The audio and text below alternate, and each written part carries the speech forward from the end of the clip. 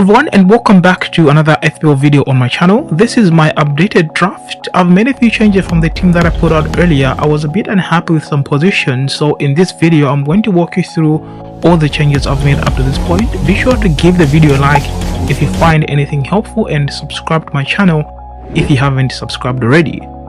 I had Neto and Fabianski as my two goalkeepers. I've made a goalkeeper change. I've transferred out Neto and I've brought in Arsenal's David Raya as my first goalkeeper at 5.5 million. Of course, Arsenal don't have an easy run of fixtures. They start against Wolves, but then they've got Aston Villa, Brighton, Spurs and Man City in the next 4 fixtures. But then they will have Leicester, Southampton and Bournemouth after that. So I think I just need to cover up the Arsenal spot for now at only 5.5 million. I've made changes in defense. I've downgraded Ben White to Ben Mee, who plays at home against Crystal Palace in Game Week 1 at only 4.5 million. I'd really want to have Rico Henry from Brentford, but he was out last season with an injury. I'm not sure if he's travelled with the team for pre-season fixtures. I'll be on the lookout for that, but Ben Mee is the one that I currently have in my team to cover up a Brentford spot. I've also brought in Dan Burn from Newcastle, who starts at home against Southampton in Game Week 1. There's a lot of talks of him not being a starter this season, but he did start 32 matches last season, managing 8 clean sheets, 2 goals and 2 assists. I think I'm quite confident he could start this time around, so he's the one that I'm really happy to own. With Nick Pope returning to the Newcastle side as well, I think it increases the chances of them keeping clean sheets, so Dan Burn is also someone that I've brought in this draft. I've kept Guardiola, who starts away against Chelsea, in my team. I think I'm quite confident I will have Guardiola at the start of Game Week 1. He starts with a tough fixture, but I think that second fixture against Ipswich in Game Week 2 is a fixture that most people will try to target and maybe try bring in Manchester City assets. So if I do that now, I think that will be easy for me going forward. I've also made changes in midfield. I've included Leicester's Mavididi, who starts at home against Spurs in Game Week 1 at only 5.5 million.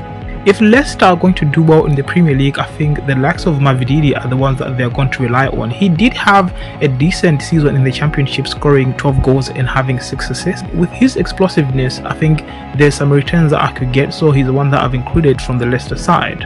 I've kept Bernard Johnson, who starts away against Leicester. I think that's a very good fixture for Spurs, and I would really want to have a Spurs asset, and Bernard Johnson is the one that I've opted for this time around. I've kept Salah in the team, who starts away against Ipswich.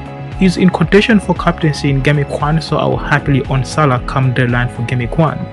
I've included Mohamed Kudus in the team, who started 27 matches last season, managing 8 goals and 9 assists that amounted to 137 points.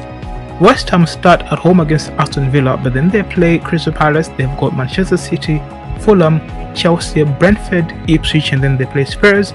I'm happy to own Kudus at only 6.5 million. I think I had to make a few sacrifices in midfield so that I can have a front line of Isak, who starts at home against Southampton, Erling Haaland, who starts away against Chelsea, and Rodrigo Muniz, who starts away against Manchester United. So Fabianski on my bench together with Robinson, Tuanzebe and Leon Bailey. This is where my team currently stands. I think the problem with not starting with Haaland is that if he gets any returns against Chelsea in Game Week 1, then you'll be scrambling around in Game Week 2 when he plays at home against Ipswich to bring him in your teams. And I think Game Week 2 is not really a game week that you really want to be making changes. You want to stick with the team that you started with to give yourself a chance to collect more information to make transfers in maybe Game Week 3. So I have Haaland in my team at the moment. I think I will own him come the deadline for Game Week 1. It will be easy for me to transfer out Haaland and then downgrade him to other players that I may want from like Game Week 3 upwards, rather than me trying to bring Haaland back into my team if I don't own him from Game Week 1. So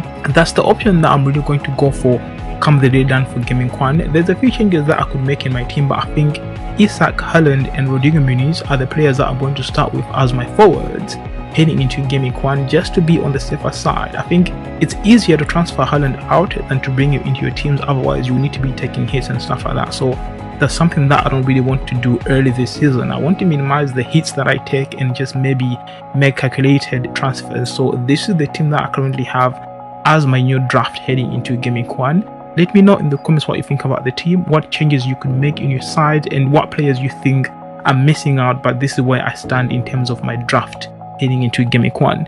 If you made it this far, don't forget to give the video a like and of course subscribe to my channel. Thank you so much for watching, and I'll see you in the next one.